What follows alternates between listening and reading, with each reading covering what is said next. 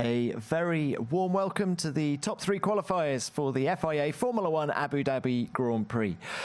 In third place, Oscar Piastri. In second place, Lando Norris, and taking his 8th pole position of this 2025 campaign and his 5th here in Abu Dhabi, our pole sitter, Max Verstappen. Max, very well done. 2 laps good enough for pole this evening. Tell us about the performance, first of all. How good was the car? How clean were those laps? Yeah, I think in general qualifying felt a little bit more together compared to the other sessions, where I always felt like we're still lacking a little bit. But then I think, yeah, with the final changes that we made going into the night, that seemed to help us a bit. And then, yeah, throughout qualifying, just improving nicely. In Q2, of course, I was on scrub tires. And to be honest, I was a little bit surprised in the first run how much the new tires actually gave me. But yeah, it was a good lap already, with a little bit of a help also, of course, from Yuki with the toe. So that was very nice of him to give up one of his runs. And then, yeah, the second lap, I was not sure if I was going to improve just because of the toe that I got. But then, yeah, again, just found a little bit more lap time in the corners, and that gave me then, yeah, a little bit more lap time. So happy with that, happy with the one lap performance at the end then in qualifying. Now, of course, the big question mark is, can we keep that up in the race? Well, can you? You said that qualifying went better than the practice sessions. Have you got the long run pace that you need? I would hope so. I mean, I actually did a lot of laps in the long run, so we tried to prepare in the best way possible.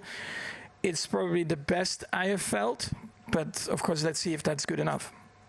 So, huge race tomorrow. You have your title rivals alongside you and directly behind you. First up, how much are you going to relish this battle tomorrow? Of course, I'm excited. I'm looking forward to it. I'm going to try to win that race, but of course, with that, I still need a little bit of help or luck, you know, to win the championship. But we'll see how that goes tomorrow. And how much will you agonize about the different permutations that you need tonight?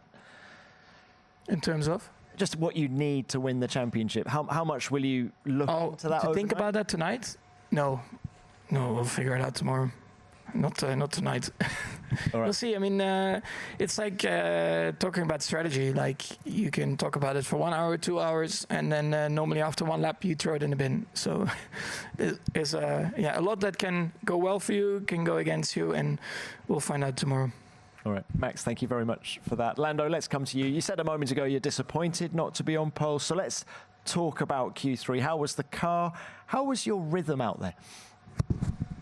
Yeah, it was, I think Q1, Q2, not the smoothest. My Q3 laps I was pretty happy with, honestly. So, yeah, I felt pretty good. I felt like I got a lot out of the car today, and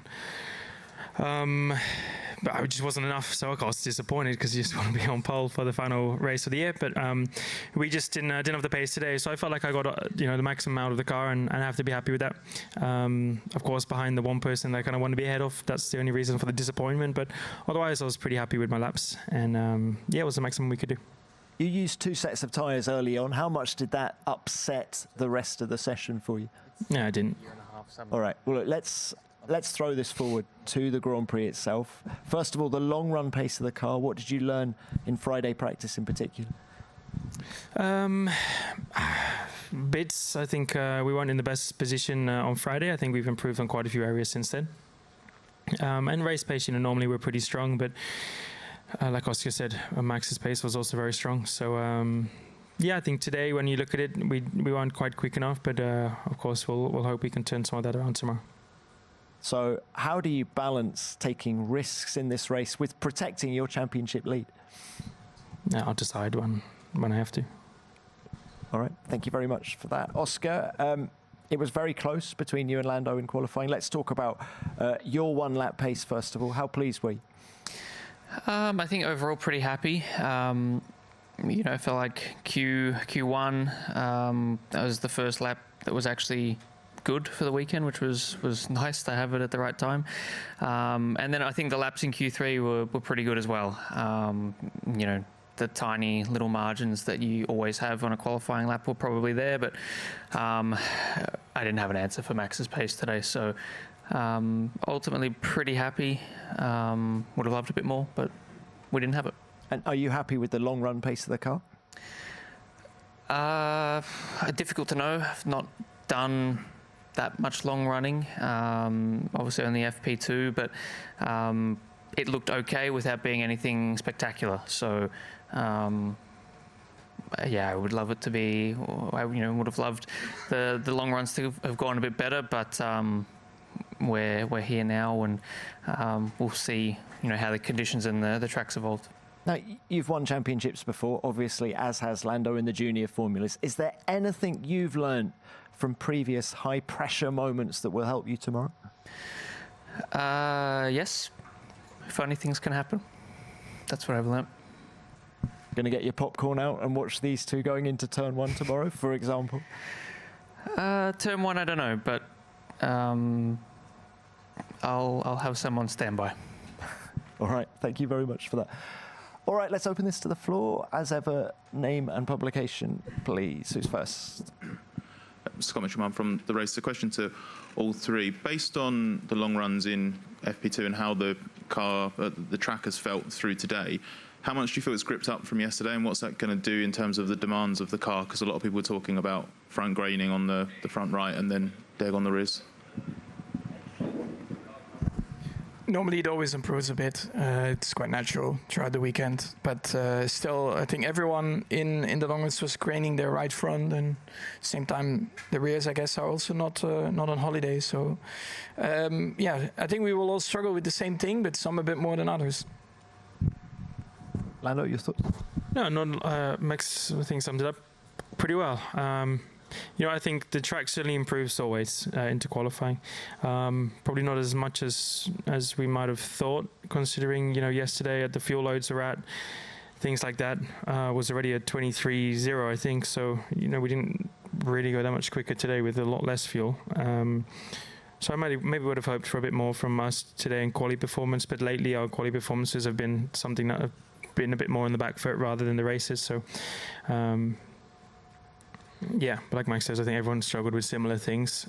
But generally, people try and work on those things as much as possible into FP3 and so forth. And normally the grip coming up then also helps that into Sunday. Yeah, I don't have much to add. I think it has gripped up quite a bit. I think the deg, for everyone was probably a bit worse than expected. So we'll see what that looks like tomorrow. Thanks all. Right, next. Carlo Platella, Formula Passion. Question for Max. You mentioned the improvements you and the team made since yesterday. What were the main struggles you experienced yesterday with the car? Just being able to put it all together. So, sometimes that's oversteer, sometimes that understeer. It just depends also a little bit on the corner layout. And every session you try different things, and then some bits are positive, some bits are negative. And then, over the practice sessions, you make a call on what you want for qualifying. That's what we did, and finally, basically, most of the corners came together. Thank you. Next. Phil Duncan, PA. Max, back in 2016, when Lewis was trying to win the title, he tried to back Nico up into the pack so he would fall down a few places. Is that a tactic that you're considering tomorrow, and one you might be up for exploiting? And I guess to Lando, you sort of prepared for what might not be a very straightforward race in that respect. Yeah, it was also a different layout. I feel like now you get towed around a lot more around the lap, so it's probably not as easy to do something like that. Cars also, of course, completely different to back then.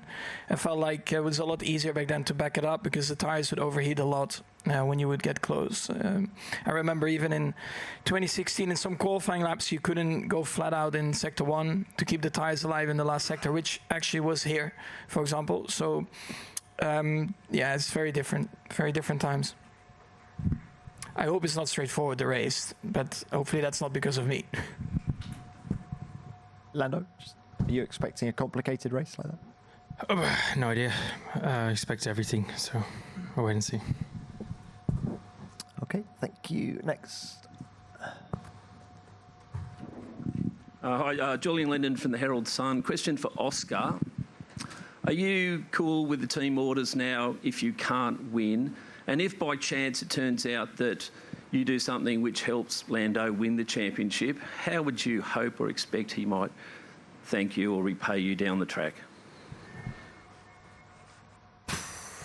I don't know. Handshake would be good, probably. I don't know.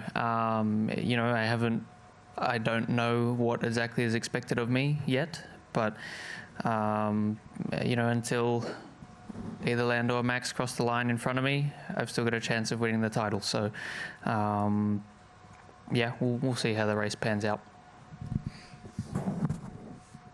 Next one. Lawrence Edmondson, ESPN. Just to follow up on the Oscar, are you expecting those conversations to happen before the race tomorrow? Is that the normal process to have those kind of conversations about that? And to Lando, you mentioned on Thursday how much the championship would mean to you if it happens. Was there any difference in the way you felt ahead of that qualifying session? Was there any nerves creeping in? I'm sure we will talk about it, yes. I think it makes a lot of sense to talk about that one before the race. No, I mean, I'm always a bit nervous before quali. It's just more excitement than anything else. But I felt, apart from Q1, I felt pretty good out there. So no, I felt pretty normal. Thank you. Next. Tim Murray, TSN. Question for Max. Max, where does this qualifying lap from yourself, your final push lap, where does that rank for you sort of all time? And was it close to perfection from yourself? Yeah, it felt really good, and of course there was quite a bit of pressure, of course, of trying to do the best we could. It felt probably similar to like 21 qualifying. I had a really good qualifying here as well, but I like that. I mean, you know, when probably pressure is highest or when you really need to perform, normally I perform because I enjoy that kind of aspect. Yeah, it was nice. I mean, you always try to, of course, do the best possible quali lap. Sometimes it works out a bit better than other times. I think this time it worked out pretty well. Thank you. Next one. Luke Smith from The Athletic. And one for Lando, obviously in the build-up to Qatar, you could have won the championship there on Sunday. How did that, going through that experience in terms of nerves and pre-race build-up and everything like that, has that helped you going into this weekend? Will it help you tomorrow, or the stakes just so much different this time around? I mean, it feels a bit different, but just because it's the final race of the year, not because of anything else. And I felt pretty normal into Sunday last week. You know, I didn't really have the expectation that I was going to get the championship because, yeah, I started P3 and just didn't really expect it. So, or P2. So, no, I felt good then. I feel good now. I feel, you know, comfortable and ready to go. I feel like we got a good plan for things, but you can't, like Max said, you also just can't plan for everything. So, no, I feel good. I feel excited to get the final race done and then go on holiday. Thank you. Next. Matt Coach from PlanetF1.com. To the two McLaren drivers, tomorrow there's a good possibility that one of you is going to be very happy and one perhaps a little bit less happy. Have you guys discussed that? Will you discuss that? What are the sort of the plans in place, if you like, so that I guess one of you doesn't bring the other one down, the other one doesn't have their nose rubbed in it? I don't think you need to have any discussions about things like that. You know, one of us could win our first championship in F1. You know, you're obviously going to celebrate that. I think we've got more than enough respect between each other to, you know, appreciate the work of the person that loses tomorrow, and you know, there's going to be nothing but respect either way. So I think also whoever's on the losing side, you know, would be unfair to expect the person who's won to not celebrate. So I don't think you need any conversations. I think we're adults and got enough respect between us to know what's right. Yeah, Oscar said it well. I think it's not a conversation that needs to be had, and I think we both understand each other and are respectful enough of one another. I think we both understand that yeah, no one would do anything in a bad way or anything, you know, to make the other feel worse. Like I think we both respect what we do every single weekend, every quali, every race that we go out and race together. But that's the same off the track. Like we're two different guys, but we get along, and that's what we need. Okay, another one. Maria Guidotti, Graining F1. A question for Lando, 2 questions. Would you sign to finish tomorrow the way you finished today? And the second, in an ideal situation as approaching a season, it's better to be, in terms of mindset, the hunter or the hunted? I don't mind either. I've been in both positions, I guess. I felt good in both. I performed in both, so yeah, I'm not too bothered to be the hunter or the hunted. I think normally to be hunted is fine because you're normally the one with the advantage in the first place. So that's good. And of course, I mean, I would sign for that now, but life's not that simple, sadly. So I'm still going to go into tomorrow, and we're still going to go in. Plan for how we can win the race, whether it's on pace or strategy or whatever it may be. That's all going to be our plan tomorrow, and that's all how I want to end the season, standing on top. So nothing changes from that side. Thank you, and another one. Justina Golopoulos on Momentum Racing. How much of tomorrow will be decided in the first few corners, and you are ready to take the maximum risk if needed? And this question to all 3 drivers. Max, should we start with you? All out. I have nothing to lose. So for me, of course, I'm going to try to win the race. I'm going to defend. If I need to attack, I'll attack, because what can happen? You had a second or third, or you win. That would be fantastic. Lando?